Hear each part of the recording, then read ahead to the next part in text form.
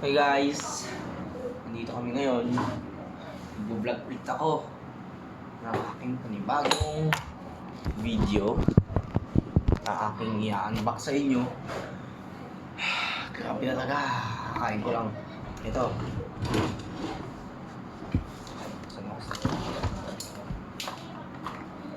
MEU Gaslobak.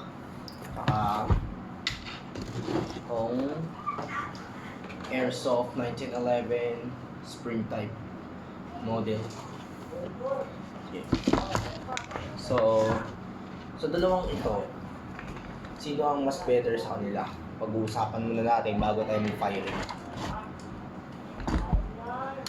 Grabe talaga, busog ako, pinakain ako. So bago tayo mag-firing, itong dalawang to, pag pinag-camping natin yung dalawang to, mas detalyado itong gas type. Pero mas para lang din sila maganda, para sila ng ano. Pero ang pinagkaiba lang talaga nila, ito pares sila, gumagalaw yung hammer nila parehas. Gumagana para din ganito sa gas type at sa totoong baril.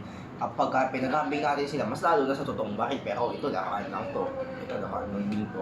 Pero ito kasi spring type airsoft lang yan. Hindi siya, ito yung magazine niya. Inilagyan ko na ng bala pero hindi siya kailangan ng gas, plastic lang siya. Kala ko bakal.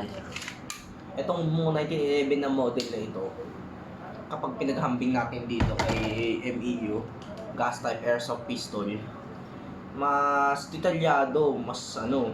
Pero ito kasing MEU na Gaslobak airsoft pistol, detalyado, tsaka semi-auto siya. Naka-semi-auto kasi ito eh. Ito, pagka Gaslobak, semi-auto yan na pumuputok automatic. Ikakasa mo lang, tapos puputok na yan. Tapos maaaring mong maubos yung bala ng magazine na to. Pero may magazine. Walang to ah. Kasi maubusan ako ng bala. Ayan. Kaya pinag-ahangin ko yung dalawang ito.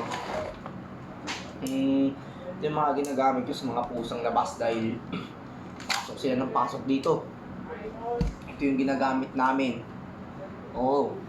Pero dito talaga magastos ang ano. Dito sa ano na to, 1911 MEU na gas type model. Magastos sa ano, oxygen, magastos sa ano, sa bala. Kasi isang kasa mo lang, semi-auto lang talaga yan. Para talagang totoong baril. Sunod-sunod yung patok nito. Hindi siya one cock. Kumpara dito sa spring type 1911, na one cock lang, matipid sa bala, hindi kailangan ng gas. Kumpara dito, oo. Kasi dito, kung mapag-aano ninyo, maganda rin naman dito, pare-pareho lang. Ang pinagkaiba lang talaga nila sa presyo. Mas mahal ito at mas mura ito. Mas mura ito at ito yung mas mahal. So pag-usapan natin guys.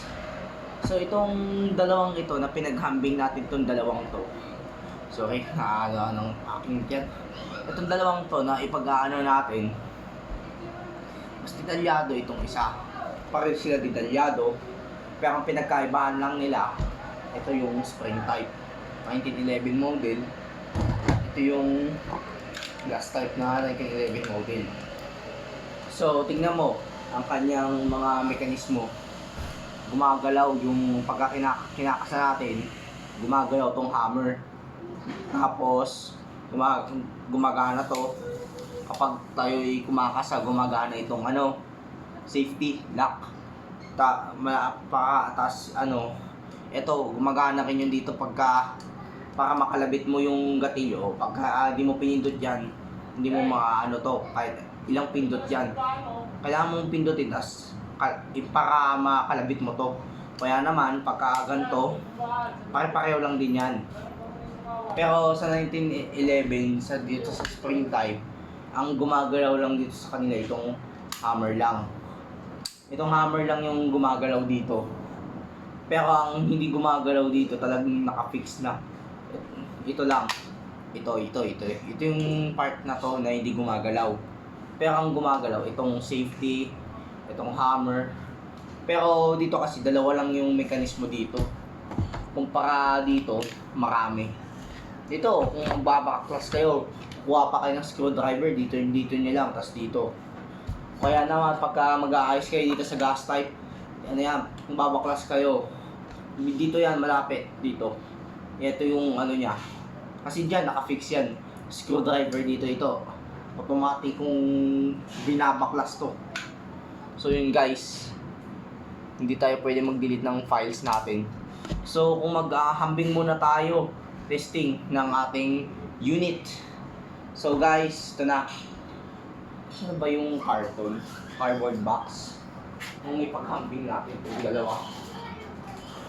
Ito magpaghahambing natin to. So testing. Grabe, tagos ang bala. So dito naman sa 1911, one cock lang kasi to. Ay, pumapasok lang yung bala. So ito lang kasi hanggang 15 meters lang kumpara dito na umaabot ng 25 meters. Kaya magkaibang sukat nila para sila airsoft, pero mag-ingat-ingat pa rin kasi lalo na hindi naman yan totoong barilaruan lang yan. So yun guys, maraming salamat sa inyo sa aming panonood ng aming channel. At mag-comment at mag-like, mag-subscribe na rin kayo para lagi kayong updated sa amin. Bye bye, see you next time. Bukas. Goodbye.